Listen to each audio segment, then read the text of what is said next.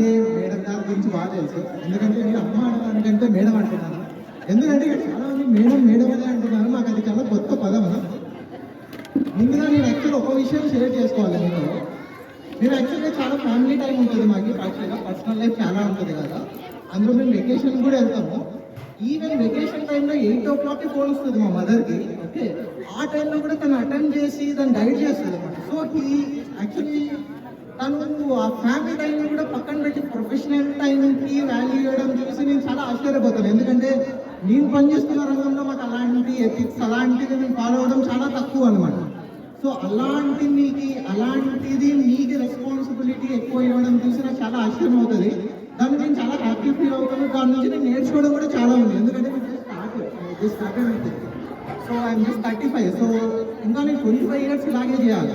So దాన్ని నేను మా మదర్ నుంచి నేను చాలా దాన్ని ఇన్స్పైర్ అవుతాను. అలాగే డిపార్ట్మెంట్ సహకరించిన ప్రతి ఒక్కరికి without them it's not possible to make the 24 years.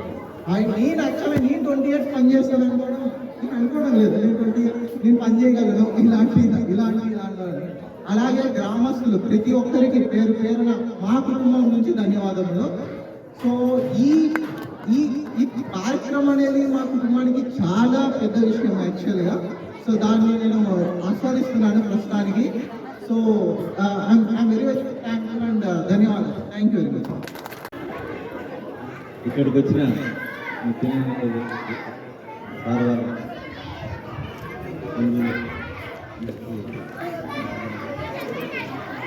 ఏమిటంటే వినాయకపల్లి అంటే మొదట మేము భయపడ్డాం. ఎందుకంటే ఈ ఏరియా అంటే ఉంటారు అది ఇది కానీ అది ఏమాత్రం లేదు. 1 సంవత్సరం కాదు, 2 సంవత్సరాలు కాదు, ఎక్కువ 10 సంవత్సరాలు ఒక ఇంట్లో పనిచేయమంటే బాగుంటుంది. మీ సహకారం ఉండేవల్లే ఈ రోజు జరిగింది. సహకారం లేకపోతే జరగదు. అది పనిచేసిన పరిస్థితి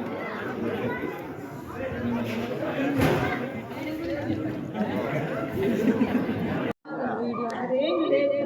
చాలా మంచి వాళ్ళు అందరూ. మనం సిన్సియర్గా వర్క్ చేస్తున్నామంటే వాళ్ళు అర్ధరాత్రి నేను రాత్రి 10-11 గంటలకు ఫోన్ చేసినా రెస్పాండ్ అవుతారు. ఏం చేయడం అంటే ఇది ఉంది అవుతుంది అనేది అంటే చేస్తారు. తర్వాత ఎవరు వీళ్ళు డబ్బులు పెట్టి కొన్ని మెడిసిన్స్ తెచ్చుకుంటారు సార్.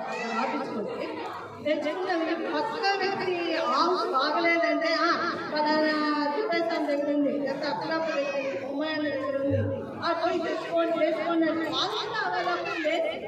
వీళ్ళకు మెడిసిన్ ఇచ్చి తర్వాత ఇక్కడ చాలా మంది అంటే ఒక 5-6 మందికి ఐడి ఇచ్చేది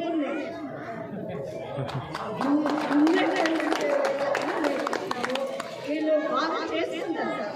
ఓపిక నిన్ను ఇది చేసుకొని నేను చేస్తాను బాగా చేసుకుంటారు. గ్రామాలు మన సింహసముద్రం తర్వాత మాదే ప్రతి గ్రామం ప్రతి ఒక్కరికి అది అలవాటు. రాకుండా రాని 11 కానీ 10:30 కానీ తెల్లవారు 4 కూడా పంపిస్తుంది. నేను ఇంటికి వచ్చింది. మా ఆయన చాలా సహకారం ఎత్తండి. అవైలబుల్ ఫోన్ చేసినా కానీ నేను మాట్లాడినా ఏం మాట్లాడుతున్నావు ఏమి అనేది పిల్లలు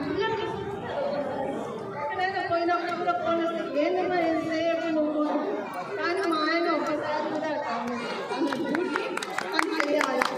ఆయన మన తప్ప మీకు ఇబ్బంది పెట్టండి మన గ్రామం.